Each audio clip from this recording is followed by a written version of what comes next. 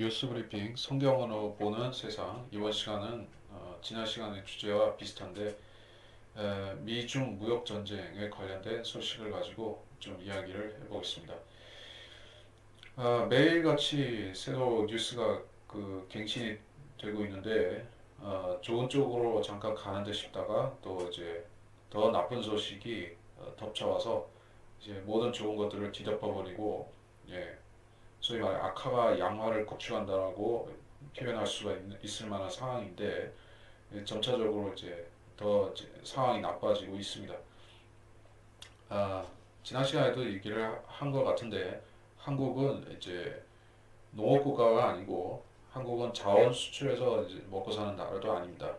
예, 한국은 지금 오로지 무역 가지고 특히 IT 산업이라든지 자동차, 철강 이런 수출 산업을 가지고 나라 살림을 꾸려가는 그런 경제 시스템이기 때문에 이제 세계 무역이 경색이 되고 이런 식으로 중 간의 무역 분쟁이 격화되면 한국의 경제 상황은 절대로 좋을 수가 없는 것이요.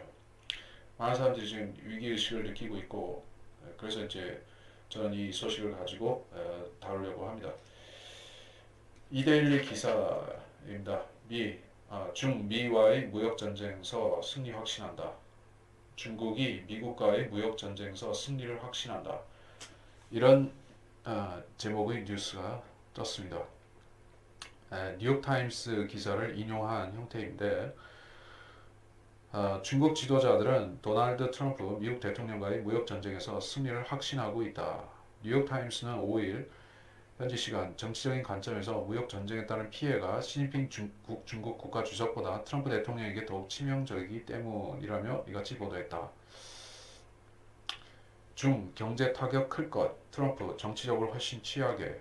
신문은 경제적인 측면에선 미국이 중국보다 다소 유리할 것으로 내다봤다.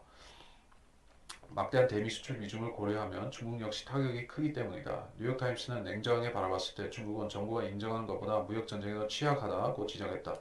이는 중국 경제 성장에 있어 수출이 큰 비중을 차지하고 있는 것과 무관하지 않다. 특히 미국은 중국산 제품을 대규모로 수입하는 국가다. 중국 제조업체를 공격할 수 있는 다양한 수단을 확보하고 있다는 얘기다. 상대적으로 중국이 미국을 추가로 공격할 수 있는 수단은 많지 않다. 중국이 예고한 보복 관세 품목 및 규모는 이미 미국산 수입품의 3분의 1을 차지하고 있어서다. 하지만 주 광야오 중국 경제부 차관은 중국은 무역 전쟁을 두려워하지 않는다면서 중국은 경제가 부흥해온 지난 40년 동안 결코 외부 압력에 굴복한 적이 없다고 강조했다. 자, 일단 여기까지 보겠습니다. 중국 지도자들이 무역 전쟁에 대해서 두려워하지 않는다, 이런 얘기를 하고 있습니다.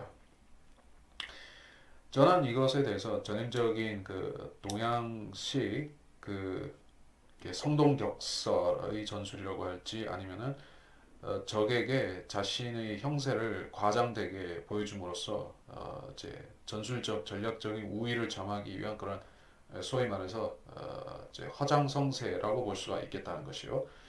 사실 중국이 내부적인 문제가 미국보다 훨씬 심각하죠. 자, 미국도 이민자 문제가 심각하고 또 이제 국경 이제 장벽을 쌓는다든지 이런 형태로서 그런 갈등을 봉합하기 위해서 또 이제 국경 경비를 강화시킴을 통해서 불법 밀국 자들을 통제하기 위한 트럼프 대통령의 정책이 지금 실행되고 있죠.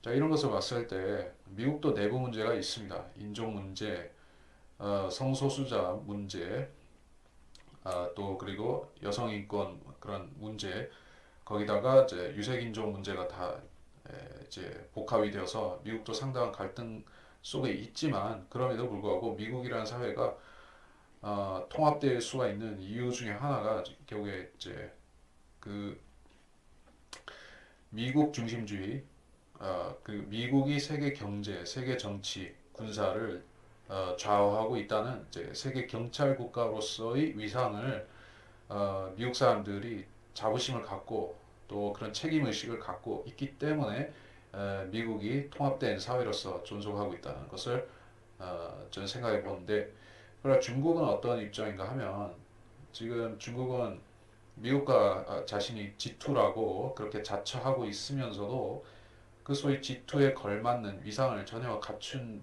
바가 없습니다. 그 제3세계 원조라든지 또 이제 문화적인 부분에 있어서도 그렇고 이제 헐리우드가 수행하는 차지하는 비중만큼 중국이 뭔가를 하고 있느냐? 그렇지 못하고 또 이제 우주 산업에 있어서도 미국이 몇 걸음 더 앞서가고 있고 저 군사적인 부분에서도 한참 딸리죠. 자, 그러다 보니까 이제 중국이 모든 면에서 미국을 따라잡기 위해서 무진 애를 쓰고 있지만은 그것이 쉽지를 않고 또 이제 달러 기축 통화를 가지고 있는 미국의 입장에서는 중국을 원하기만 하면 쉽게 제치고 다시 1위 자리를 확고하게 이제 세계 경찰 국가로서의 1위 자리를 지킬 수가 있다는 것이에요. 그래서 중국이 자꾸만 도전을 하고 이제 반미 국가들을 규합해서 자꾸 미국의 등 뒤에서 음모를 꾸미기 때문에 이제 오바마 때는 그걸 넘어갔지만은 이제 자국 우선주의, 미국 우선주의의 철저한 그 또 경제적인 논리를 또 정치, 군사와 결합해서 하나로 보는 트럼프로서는 이것이 절대로 간과할 수 없는 사태였다는 것이요. 그래서 이제 무역 전쟁의 불을 사실상 트럼프가 먼저 당긴 것입니다. 중국으로서는 이것을 절대로 원하는 상황은 아니었던 것이요. 이미 정권 교체기에 어, 들어서 이런 복잡한 대외 변수가 발생한 것에 대해서 중국이 환영할 리가 없는 것입니다. 물론 시진핑이 지금 권력을 확실하게 장악한 것은 사실이지만은 그의 권력을 10년 이상 지탱하려고 하는 그런 플랜이 작동하기 위해서는 지금 중국의 경제가 안정이 돼야 되고 인플레가 없어야 되고 또 중국에 지금 널뛰고 있는 부동산 값이 집값이 잡혀야 되는 것이요. 근데 그것이 지금 미국의 경제 압박 때문에 무역 봉쇄 조치 때문에 지금 다 이제 어그러지고 있다는 사실입니다.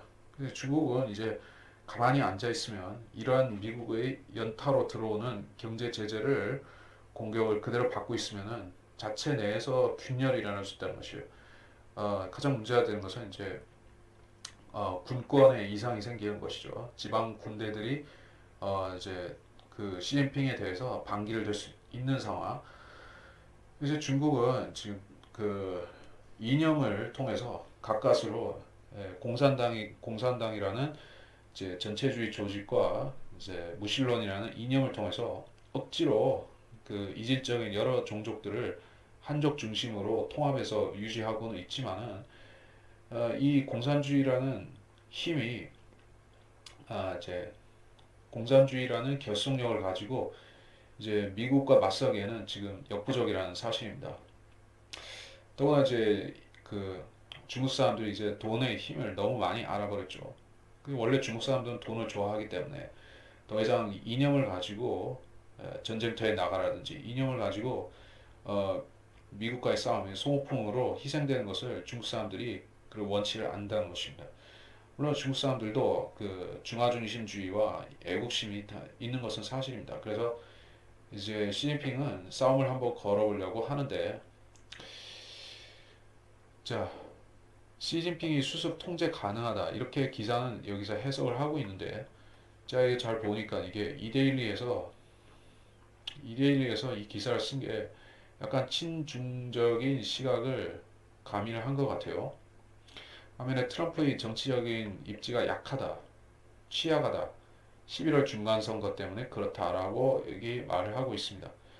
자, 저는 트럼프가 정치적으로 굉장히 머리가 잘 돌아간다는 사실을 인정하는데 그렇다고 해서 그가 범인의 보통 사람의 상식을 뛰어넘는 천재라고 보는 것은 아닙니다. 예. 근데 천재는 아니지만은 수재 정도는 되는 사람이에요. 그래서 그는 주어진 정치적인 여건 하에서 그 단지 그 중간 선거에서 이긴다는 그러한 소기 성과를 달성하기 위해서 이 모든 사태를 조장한 것은 아니다는 사실입니다. 네, 트럼프로서는 지금 급선무가 북한 핵 문제의 해결이죠. 그리고 중국의 경제적 군사적 도전을 꺾어버리는 일이 두 번째이죠.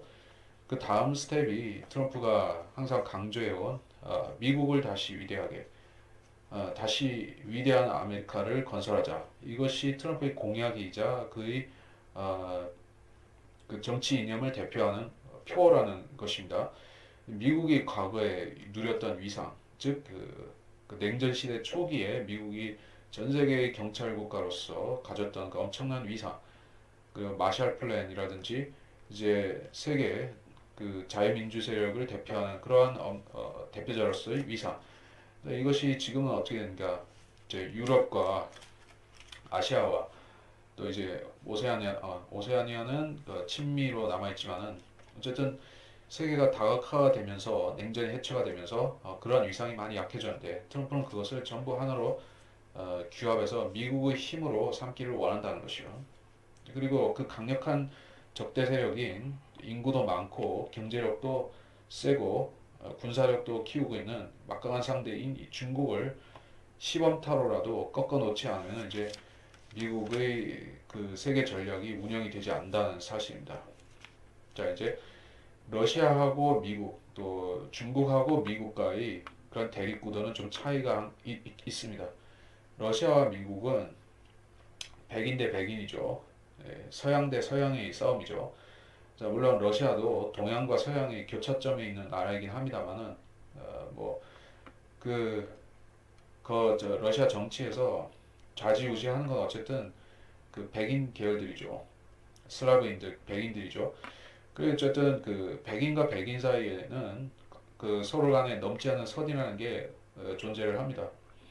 그 선이라는 것은 그 과거에 이제 냉전 시대 철의 장막 너머에서 중국과 미국이 서로를 견제하고 그 전쟁 위험도 있었지만은 자, 그들이 결국에 전쟁을 일으키지 않은 것은 이제 어쨌든 이제 백인과 백인 사이에서 그 2차 세계, 1차, 2차 세계대전을 통해서 너무나 참담하고 끔찍한 그러한 그 살상이 있었기 때문에 이제 그것을 반복하지 않으려는 것이요.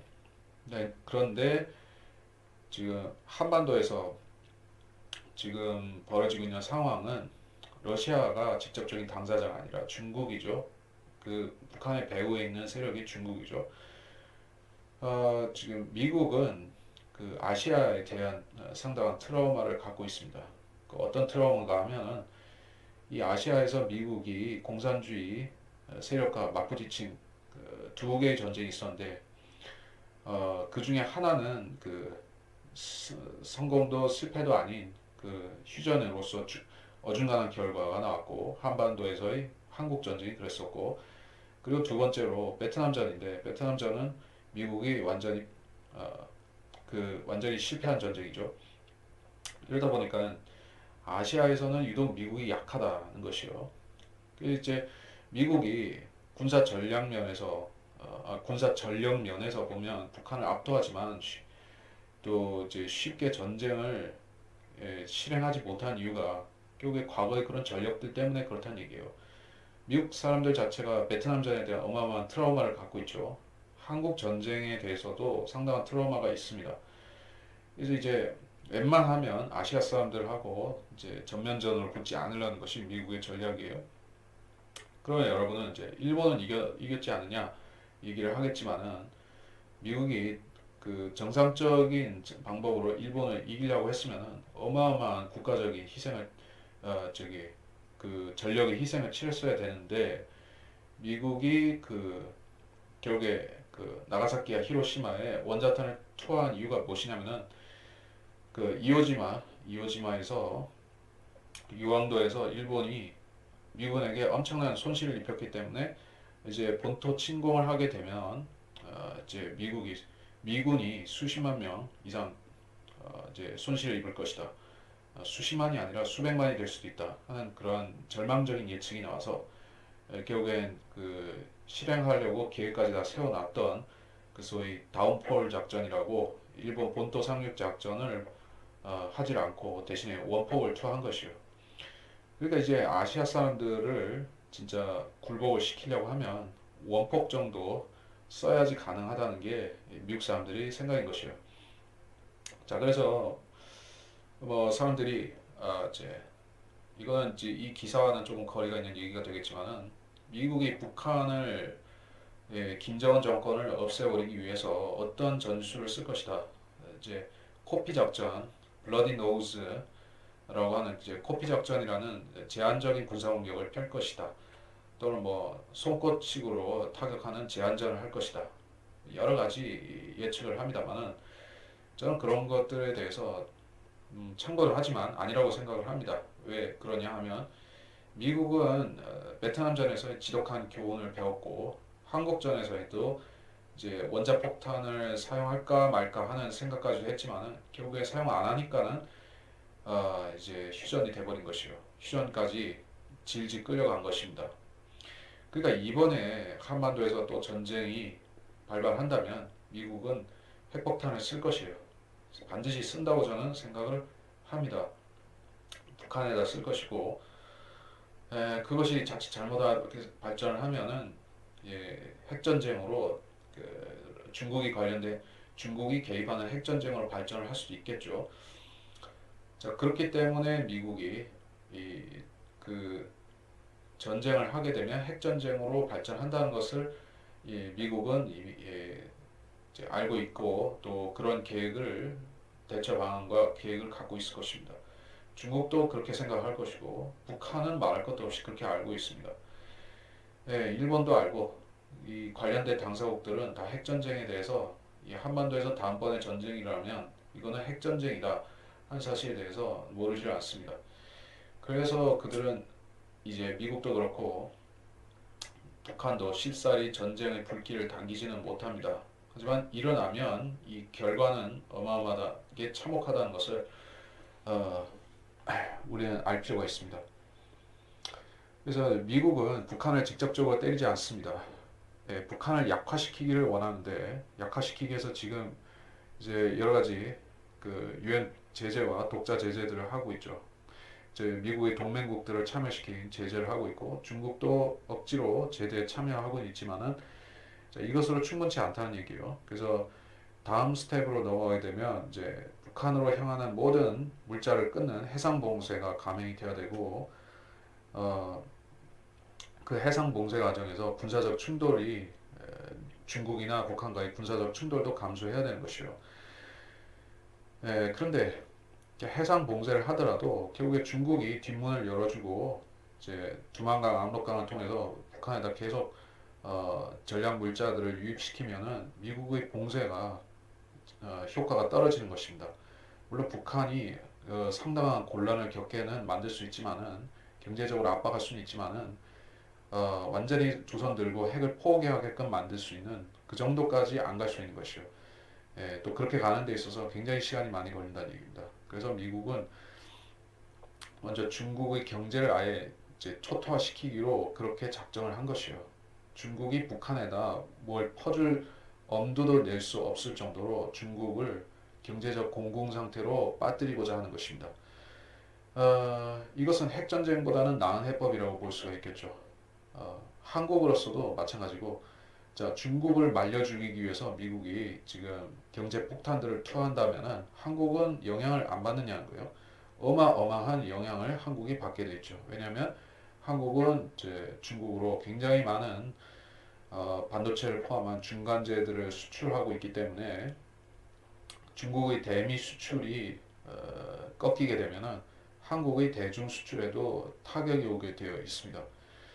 그리고 거기다가 한 수 더 떠서 트럼프는 이제 한국과의 FTA도 지금 개정 협상을 했다가 잘 마무리가 되는가 싶었더니 이제 또 남북 회담 이후로 이제 결론을 보류해 버린 것이요, 트럼프가.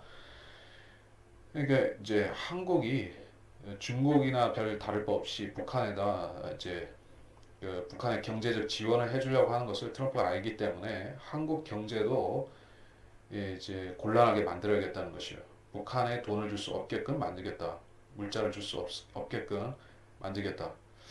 자, 지금까지 트럼프가 했던 모든 그 정책들, 외교 정책들 중에서 이거는 제일 수를 잘 읽은 것이라고 저는 생각을 하고 있습니다. 이렇게 되면 북한은 어, 그 미국이 군사 공격을 하지 않더라도 완전한 봉쇄 상태가 되는 것이요. 경제적으로 완전히 고립무원 봉쇄 상태가 되는 것입니다. 한국과 중국에서 그들에게 지원을 해주고 싶어도 이제 여력이 없어서 해줄 수 없게 되는 것이요. 그런 상태에서 그 김정은의 극단적인 선택으로 전쟁이 일어날 수도 있겠지만은 그럴 경우에 이제 김정은이 미국을 직접 공격한다는 것은 자살골이 되겠죠. 왜냐하면 미국은 그럴 경우를 대비해서 지금 이제 항모 전단들을 집중시켜 놓고 있기 때문에 또 미국 자체를 막을 수 있는 충분한 그런 미사일 방어 시스템을 설치해 놨기 때문에 예, 그러니까 북한이 예상되는 도발, 즉 그 장거리 미사일 발사를 통해서 미국에 타격을 줄 수 있는 가능성은 거의 희박하다고 생각이 드는 것이요. 이제 북한의 군사력, 북한의 군사적 잠재력을 과대평가하는 측이 있고 과소평가하는 사람들이 있습니다. 근데 둘 다 문제인 것이요. 과소평가하는 사람들은 미국이 북폭만 하면 북한은 그냥 종이 호랑이처럼 이제 스스로 쓰러질 것이다라고 생각하는 측이 있습니다. 근데 그것은 상당히 북한을 잘 모르고 과소평가한 것입니다. 그렇게 북한이 약한 것은 아닙니다. 이제 북한은 적어도 모든 장거리 타격 수단과 핵무기가 개전 초기에 다 파괴된다고 할지라도 적어도 한국 정도는 멸망 정도의 타격을 줄 수 있는 재래식 군사력은 갖고 있는 것이요. 그들은 장거리 땅굴들도 파놓았고 또 이제 특수전 수행할 수 있는 능력도 갖고 있죠.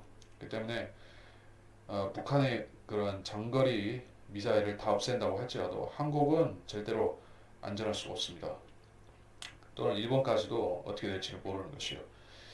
자, 그렇기 때문에 지금 미국이 전쟁을 지금 시작해야 맞는 것이지만 지금 해야지 맞는 것이지만 시점을 미루고 있는 것입니다. 중국을 좀 더 확실히 경제적으로 무너뜨리고 그러면서 이제 한국도 같이 어, 이제 경제적으로 어렵게 만드는 것이요. 그러면 이제 한국 사람들의 여론도 바뀔 수 있다는 생각을 미국은 할 것입니다. 지금은 이제 문재인 정부에 대한 지지율이 70%를 넘는다고 하죠. 이 주사파 문재인 정부는 굉장히 그 남북 대화나 또 이제 남북 대화 해빙 모드를 통해서 굉장히 국민을 선동하는 그런 선동 전술이 발달해 있습니다. 원래 그런 것을 가지고 이제 사회 여론을 조작하는 것을 전공을 하는 사람들이 그런 주사파 인사들이 청와대에 들어가 있기 때문에 그들은 대국민 기만 전술을 굉장히 능수능란하게 펴는 그런 소위 말해 이제 협잡을 잘하는 사람들이죠.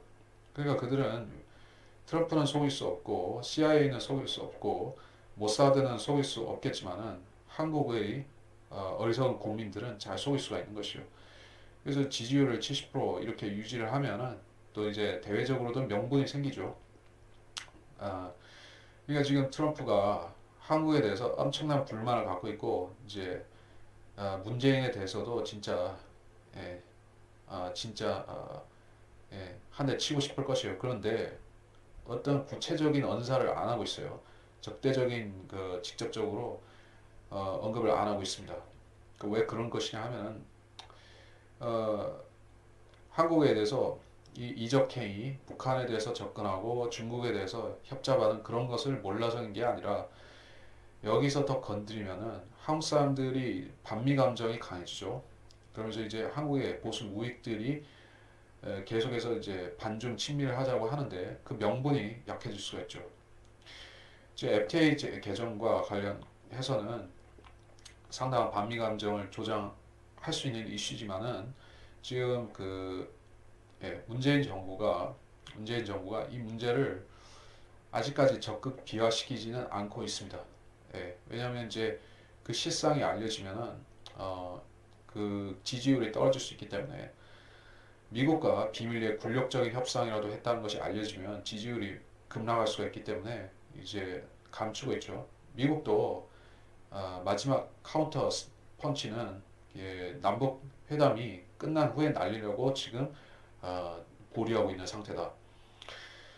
그래서 남북 회담이 이제 4월 말에 뭐 할 거라고 하지만은 저는 전혀 기대를 하지는 않습니다. 뭐 거기서 연방제에 대한 뭐 구체적인 안이 나오든 뭐 또 핵 문제에 대해서 무슨 언급이 되든 간에 어떤 실질적이고 유효한 결과를 가져오기는 힘들다고 보기 때문에 그렇습니다.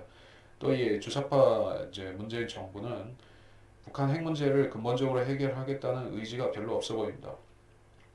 또 그들은 이제 순전히 그것을 김정은의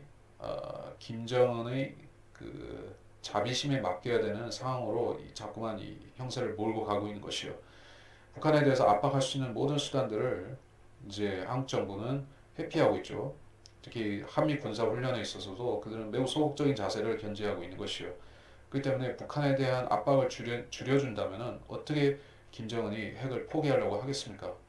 그러니까 저는 분명히 그렇게 생각을 합니다. 비핵화에 대한 의지와 비핵화에 대한 목표 의식은 사실상 없다.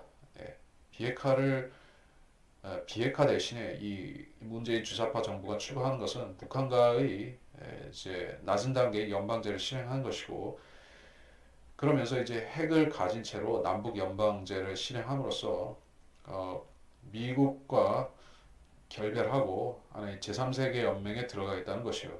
그 제3세계 연맹이라는 것은 그런 중국을 상국으로 섬기는 그런 그 말하자면 공산주의 코민테른 형태의 그 이제 위성 국가의 하나로서 들어간다는 얘기예요.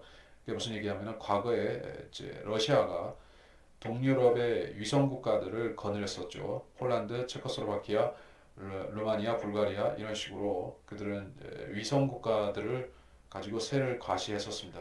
그 위성 국가라는 게 뭐냐면은 나토에 대항해서 이제 서방의 러시아 침공에 대항해서 과거 나치 시절처럼 이제 쳐들어올까봐 거기다 벽을 쌓겠다는 것이요. 그래서 거기다가 이제 괴뢰 정부들을 세워놓고 에, 뭐 대외적으로는 그걸 형제 공산주의 국가라고 얘기를 했지만은 자 그러면 그 러시아는 지금 어떻게 됐습니까?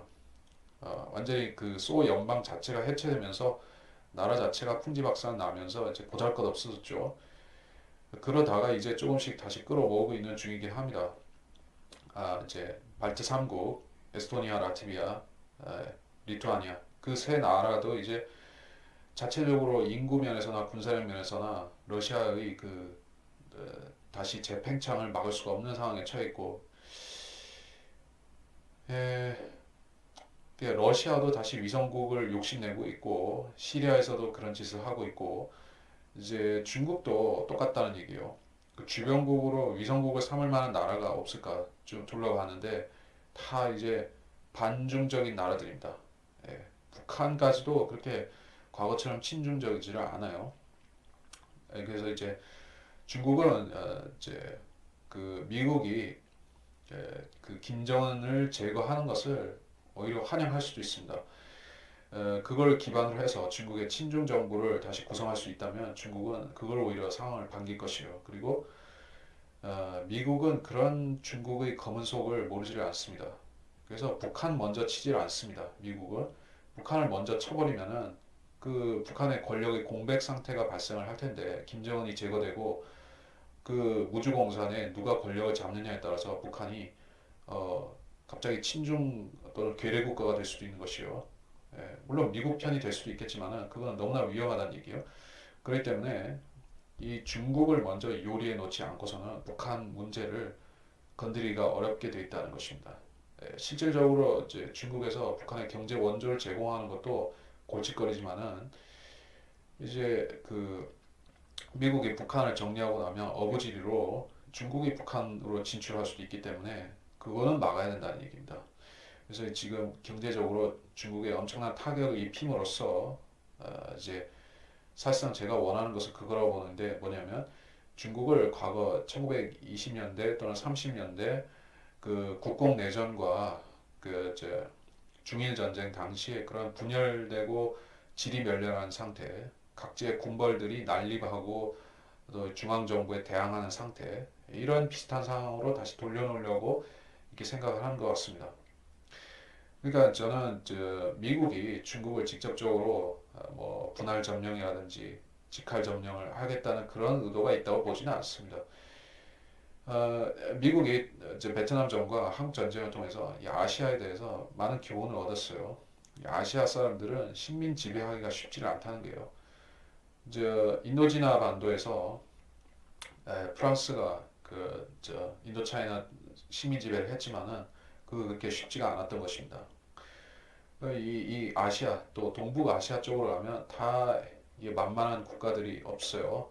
이제 한반도에 북한과 한국도 이제 그 서방에 의해서가 아니라 같은 일본에 의해서 지배를 했으니까 36년간이나 지배를 당했지.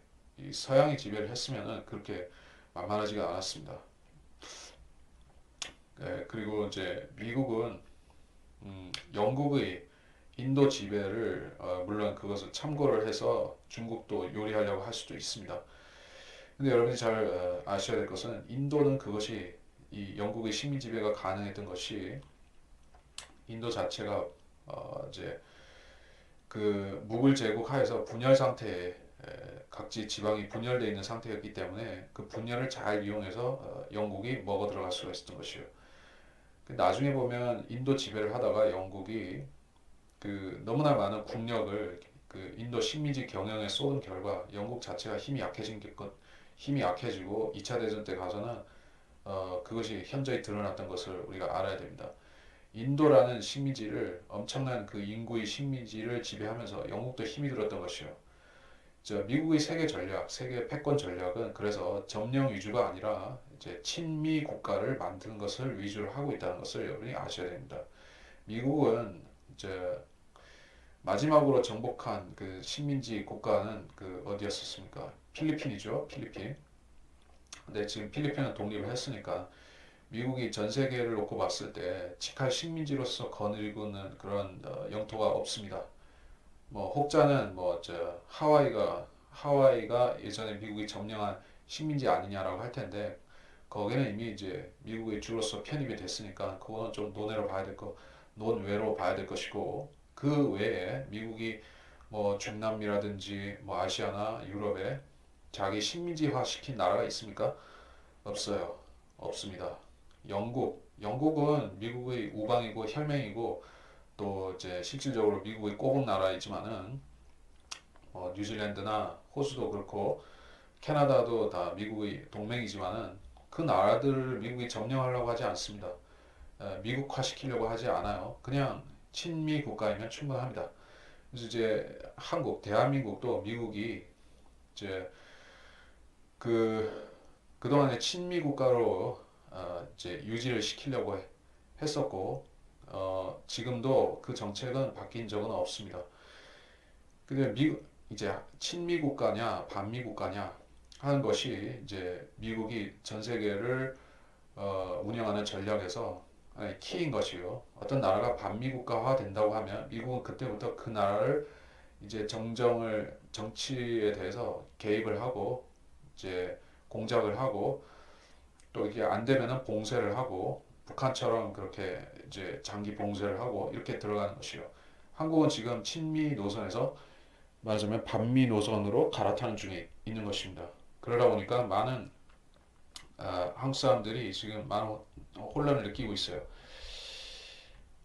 저는 이 기사를 읽다가 좀 많이 다른 주제로 빠졌는데 지금 시간상 이제 기사는 여러분이 읽으시고 저는 이제 말미에만 좀 읽어보겠습니다. 기사 말미에 월스트리트 저널은 양국 간 공방이 짧으면 2개월, 길면 8개월가량 이어질 것으로 전망했다. 500억 달러어치 1,300억의 중국 수입품에 대한 관세 부과가 다음 달 22일부터 시작되기 때문이다. 미국 정부는 같은 달 15일 열리는 청문회를 비롯해 산업계 불만을 어, 충분히 검토한 뒤 실행 여부를 결정해야 한다. 신문 무역 전쟁인지 휴전인지는 최장 8개월간의 협상 결과에 따라 판가름이 날 것이라고 내다봤다. 중국과 타협점을 찾게 되면 무역 전쟁을 끝낼 수 있다는 얘기다. 에, 트럼프 대통령도 이날 중국과 여전히 무역에 관해 논의할 준비가 돼 있다면서 마크 협상을 지속하겠다는 뜻을 드러냈다. 일각에선 미국이 강경하게 대응하는 것은 협상에서 우위를 점하기 위한 것이라는 해석도 나온다. 파이낸셜 타임스는 트럼프 대통령이 베이징과의 무역 전쟁에 있어 장기전을 준비하고 있다는 또 다른 신호라고 평가했다. 자, 장기전이 될 것이다 라고 얘기를 했습니다. 근데 여러분이 언론이 하는 얘기는 믿거나 말거나 절반만 믿으면 되는 것이에요. 중국의 내부적인 단속, 지금 인터넷 엄청나게 단속하고 또 이제 트위터, 소셜 미디어들 다 이제 중국이 집중 감시 체크를 하고 있죠. 중국은 엄청나게 지금 단속 분위기를 강화했고 1인 순배 분위기로 이제 이끌어 가고 있습니다. 이 중국의 현재 치닫고 있는 이제 정치적인 여건은 어떻게 보면 이제 독일 제3제국의 등장, 즉 히틀러와 나치당의 등장 무렵과 유사한 면이 보입니다. 어떤 면에서 그런가 하면 지금 그 경제적으로 그만큼 압박과 어려움이 있죠. 이제 히틀러가 권세를 얻을 수 있었던 배경 중에 하나가 이 베르사유 조약이 불평등 조약이다. 그리고 세계 경제 공황을 통해서 이 유대인들이 독일의 땅과 돈을 착취해 간다. 독일 사람들을 굶겨 죽인다. 이러한 그 명분을 삼아서 결국엔 대항 논리를 개발했고 반유대주의와 국가 사회주의를 주창할 수가 있었던 것이에요. 이제 지금 미국이 중국에 대해서 계속 명분을 던져주고 있죠. 이제 국수주의로 애국주의로 뭉칠 수 있는 명분을 제공하고 있습니다. 여러분이 뭐 아셔야 될 것 중에 하나가 또 중국의 국수주의, 애국주의는 말하자면 그게 중뽕, 중화주의라고도 번안을 할 수 있는 말인데 이 중화주의 참 대단합니다. 이게 중국 사람들은 그 중화주의에 빠져 있는 그 중국 사람들은 그게 유치하다는 걸 잘 모르지만은 이제 우리는 봤을 때 참 이 중화주의라는 게 어이가 없습니다. 이 중국이란 나라가 한족 중심으로 뭉쳐져서 이제 통일 왕조를 이렇게 유지했던 시기가 그렇게 길지가 않아요. 중국은 엄연히 말해서 중국은 한족만 있는 나라가 아니라 수많은 이민족들이 어울려서 사는 다민족 국가인 것이요. 그러니까 중국 사람들이 미국을 이제 다인종 국가라고 그렇게 약간 비하하는 식으로 이제 저기는 이제 잡탕이라는 식으로 얘기할지라도 중국이 뭐 그렇게 순혈의 한족 국가도 아니란 얘기예요.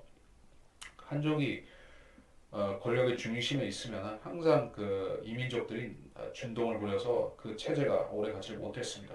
지금 중국이 또 그런 식으로 가고 있죠.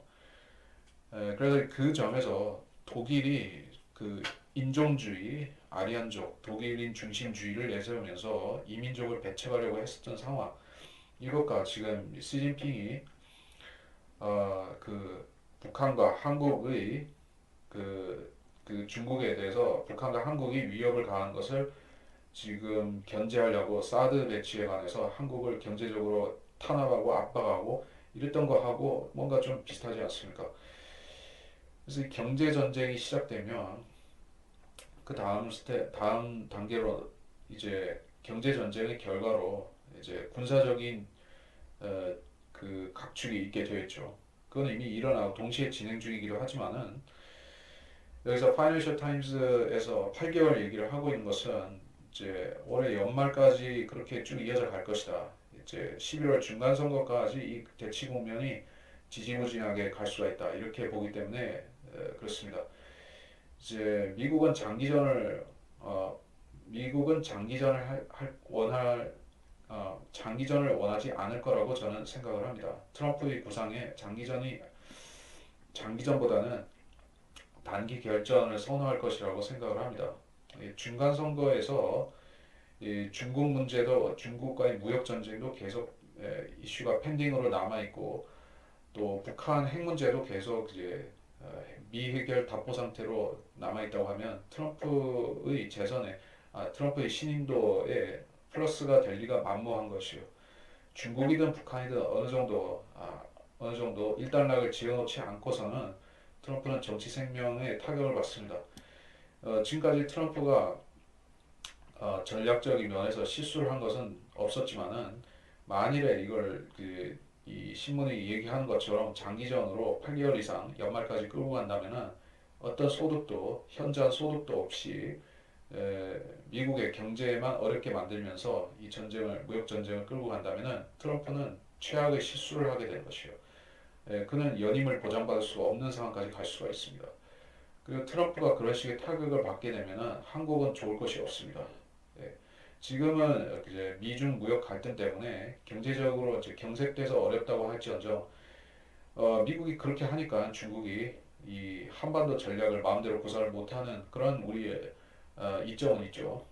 중국이 과거에 이제 박근혜 탄핵 사태 때처럼 한국에 정치적으로 공작을 편다든지 이게 암수를 이제 마술을 뻗쳐서 여러 가지 공작을 수행하고 이제 정치에 개입하는 거, 시민들한테 접근해서 개입하는 거 이런 것은 좀 덜하죠. 왜 중국이 자체 문제에 빠져 있으니까.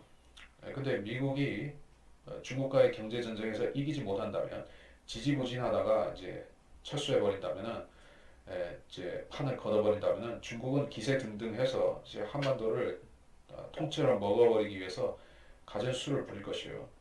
그러니까 이제 우리 한민족으로서 한국으로서는 그 사태만은 막아야 된다는 것이에요. 자, 트럼프가 지금 한국에 경제적 압박을 가하는 것이 우리한테 그렇게 곱게 보이는 사실이 아닙니다. 오히려 원망스럽고 트럼프한테 욕을 할 수도 있을 것이에요. 왜 한국을 어렵게 만들고 뭐 문재인 정부가 싫은 거는 이해를 하지만 한국 사람들이 고통받을 수 있는데 왜 자꾸 이런 우리한테 시련을 던져주느냐라고 생각을 할 수 있지만은 그런 원망은 충분히 이해할 수 있는 것이지만은 여러분이 아셔야 될 게 지금 중국과 북한을 이 정도로 견제하고 눌러놓지 않으면은 이제 한국은 존재도 없이 사라질 수가 있는 상황에 와 있는 것이에요. 그만큼 어렵다는 것입니다. 자, 이렇게 중국의 숨통을 조이면서 미국도 경제적 타격을 계속해서 받게 되고 그래서 이제 미국은 그 희생을 감수하면서 이 전쟁을 계속 수행할 수 있는 명분이 무엇이겠습니까? 이제 중국의 경제적인 침탈, 아시아 지배, 그리고 미국의 세계 패권을 위협하는 이런 중국의 도발을 근본적으로 제거해버리겠다. 그럼으로써 이제 미국은 러시아 외에는 군사적으로 신경 쓸 상대가 없어지는 그런 그 1인 독주의, 일국 독주의 시대를 맞이하게 되는 것이요. 자, 그것이 트럼프의 전략이라고 저는 생각을 합니다. 근데 이것은 결과적으로 실행될 수가 없을 것이에요. 왜냐면 그 중국을 완전히 고사시키기 위해서는 지금 중동 문제가 지금 걸려 있는데 이게 중동에서 러시아와 그 친중 국가들이 계속해서 이제 영향력을 확대하고 있는 상황에서 자, 트럼프가 이것을 과연 어떻게 처리를 하느냐. 한반도에만 집중을 한다고 했지만 저쪽에서 또 다른 변수가 또 발생하면 미국의 군사력을 개입을 안 시켜도 되겠느냐 하는 것이요.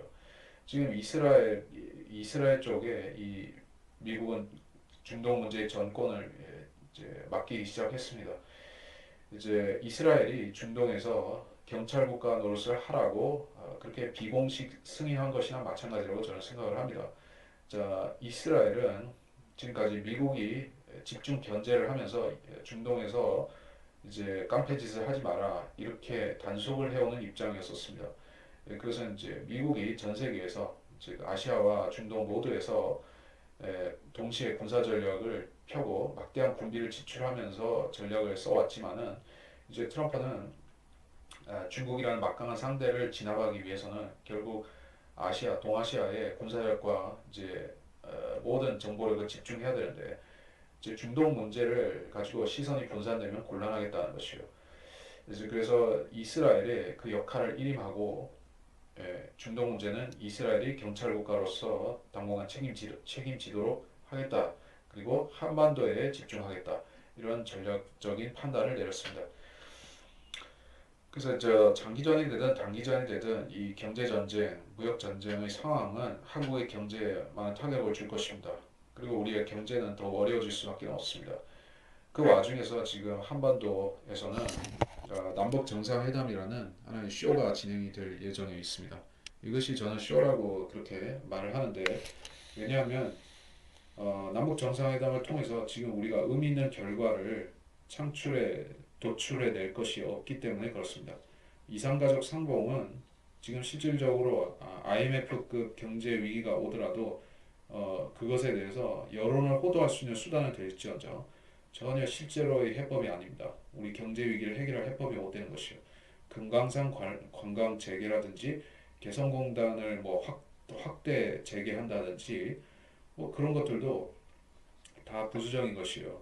그러니까 미국하고 중국이 경제적으로 피 터지게 싸우고 있으면은 개성공단 아무리 해봐야 그 개성공단에서 물건 생산해가지고 그 결국 어디다 파는 것이죠?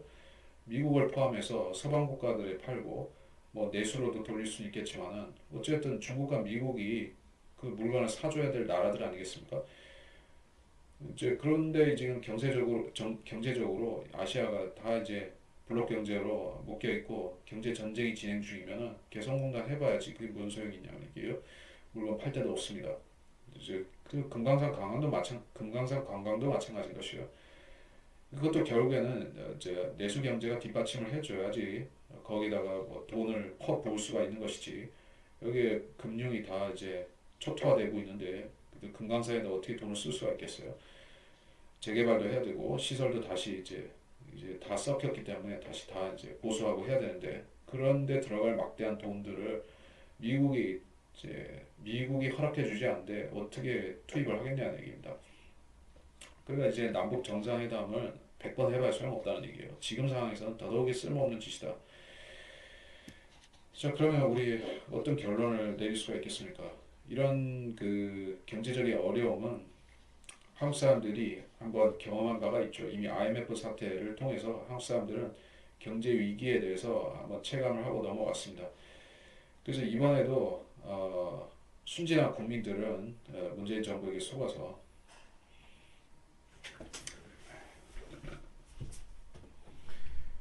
이 현재 위기를 극복하기 위해서 금모으기 운동이라도 하자고 하면 그렇게 순진하게 따라갈 수도 있겠지만은 어쨌든 저는 이 사태의 끝에 결국엔 군사적인 해법이 또한 기다릴 것이라고 생각을 합니다.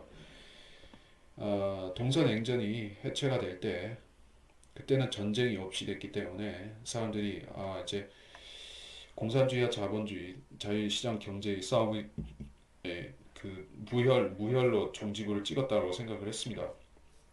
근데 어떻게 됐죠? 그 전쟁은 휴전 상태 비슷하게 러시아가 다시 강력한 국가로 재편되기 이전까지 이제 수면 밑으로 내려갔을 뿐이지 이제 공산주의와 자유시장 경제의 싸움이 이제 계속 이제 지금도 속행되고 있다는 뜻입니다. 이 전쟁을 한번 종지부를 찍어야 되는데 그러기 위해서는 거대한 전쟁이 필요한 것이요. 이제 전체주의와 자유민주주의가 싸움을 벌였던 것이 2차 세계대전이라면 이제 자유민주주의와 전체주의의 후신인 이제 공산주의가 맞붙어 싸우는 그런 3차 대전이 또한 기다리고 있다. 지금은 무역 전쟁으로 지금 발발했지만은 이것은 조만간에 실전으로 들어가게 되어 있다. 그것이 언제 오든지 간에 그 전쟁이 왔을 때 한반도와 그 중동의 이스라엘은 핵심 당사 국가가 될 수밖에 없는 형편에 있다. 여기에 또 핵 문제와 미사일이 같이 겹쳐져 있기 때문에 중동과 한국은 한 번은 전쟁을 해야 된다. 그래서 우리가 그리스도인으로서 대비하고 준비할 것은 명백하죠. 이제 이 일이 교회 시대를 끝내는 것과 상관이 있기 때문에 우리는 휴거에 대한 소망을 더욱 강화시킬 필요가 있게 되었다 하는 말씀을 드리면서 이번 시간을 마치도록 하겠습니다.